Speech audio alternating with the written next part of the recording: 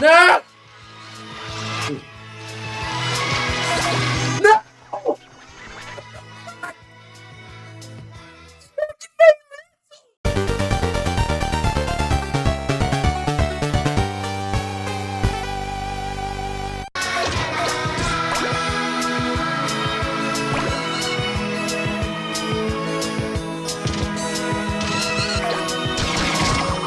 Do you know what's going on here?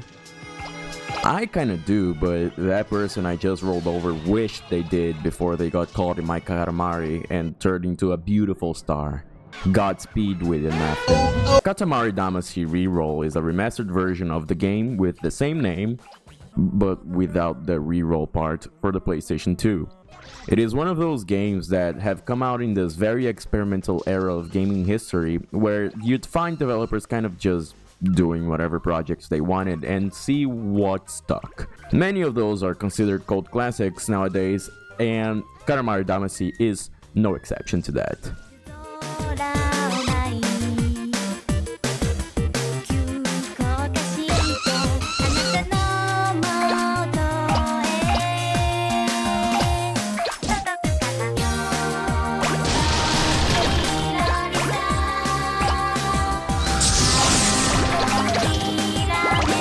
I really love these zany and serious kinds of games that just take a concept and roll with it and present it in the most unhinged way possible. Oh yeah, sure, the king of all cosmos took out all of the stars in the night sky after a night of too much alcohol or something like that. Yeah, I guess it's true, drinking and driving is fun. So it is tasked to us as the prince to roll Katamaris around on Earth to pick up all sorts of random stuff to turn them into stars and bring the night sky back to life.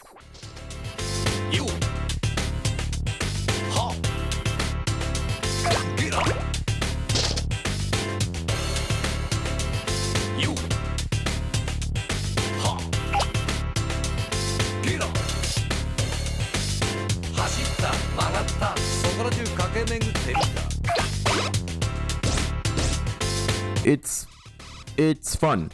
It's just really fun. It takes a bit of getting used to the controls as you play almost entirely using just both analog sticks. The game does a bit of a tutorial to get your bearings before actually getting into the actual levels, but it's not really difficult to understand, and if you truly have troubles with the normal controls, you can always use the simpler controls, which, yeah, are simpler, I suppose, but also make controlling a bit worse. It doesn't seem like you can turn around and move forward at the same time for some reason.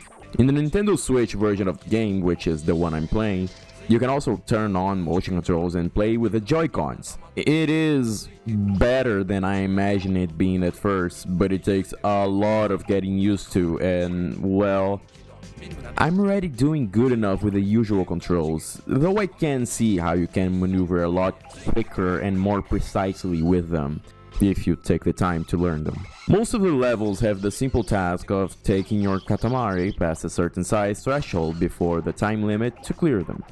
There are some special things scattered in each of the levels, such as royal presents and some of your cousins that you can pick up, that will be added for you to wear and to use in a multiplayer mode respectively.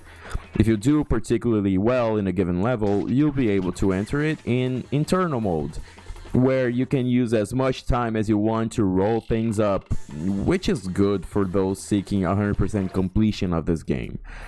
It is not easy though, and I only have the first level available in internal mode, so good luck with that. Some other levels ask you to make entire constellations. These have different requirements, such as rolling up the biggest amount of a certain type of thing, like fish, or girls, or at least things that look like girls, or rolling up the biggest thing possible of a certain type. Like for the Taurus constellation, you are asked to roll up the biggest kind of cow-themed thing, which ranges from tiny cow traffic cones to actual cows, to cow-themed vending machines, to bulls, and the almighty sacred cow. If you have played this game, you are probably aware of how much of a pain in the ass it is to get the biggest thing possible, because sometimes it is just plain hard to see things ahead of you. Other times you are launched by bigger things bumping into you and you end up rolling something you didn't want to accidentally. No! No!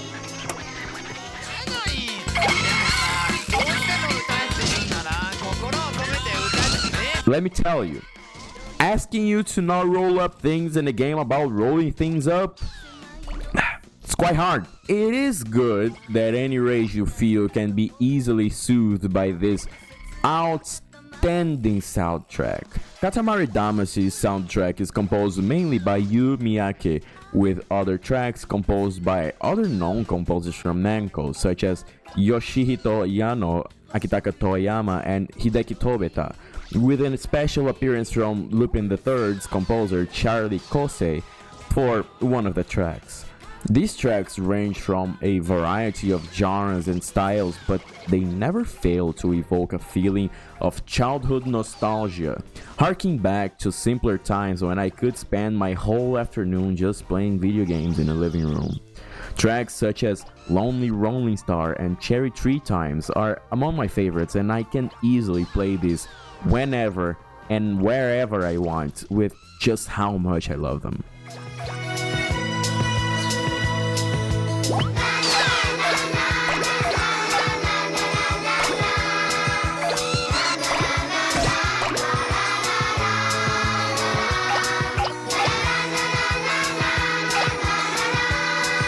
Katamari Damacy's presentation relies on its wacky nature, and it aces it. The game's graphics didn't really change much from the PS2 era, other than having it all upscaled to 1080p, but all of the blocky models and pixelated textures really sell this game's saturated and colorful graphics in a way that I rarely see done.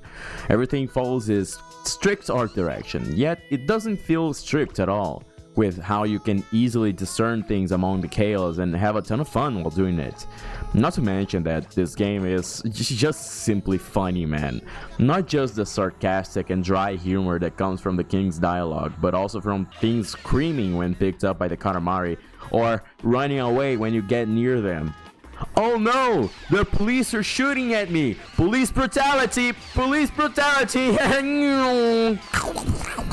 The best feeling brought by this game is most certainly of increasing the size of your Katamari and managing to pick up bigger and bigger things.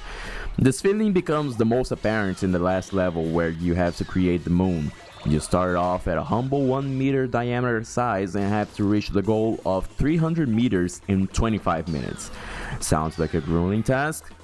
Well, it might be.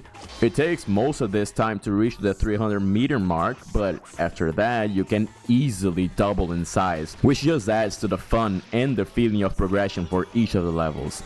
Starting out rolling little peaches to then finishing with entire islands is just something else. I think it's necessary to bring up that despite this oddball appearance from outside and not seeming like it takes itself seriously, Katamari Damacy is very well put together, and I actually wonder how in blazes they managed to make this kind of game work on PS2 hardware. So you want to tell me that I can basically roll up anything in this game, so long as my Katamari is big enough for it? Wow, that's amazing. It seems like at each milestone in a stage, the game quickly swaps out smaller items for bigger ones in the next stage of the area, and you just don't notice it. I really have to hand it to the engineers in this one. They did a marvelous job.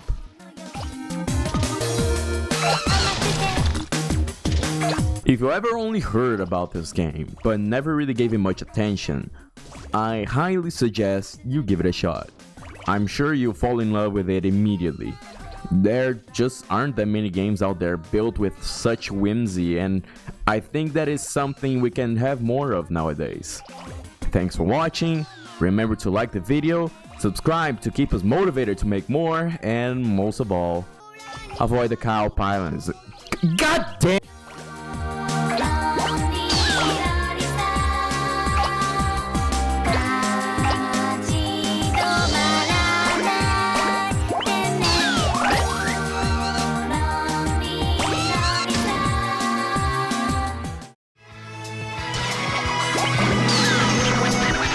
There we go. Yeah.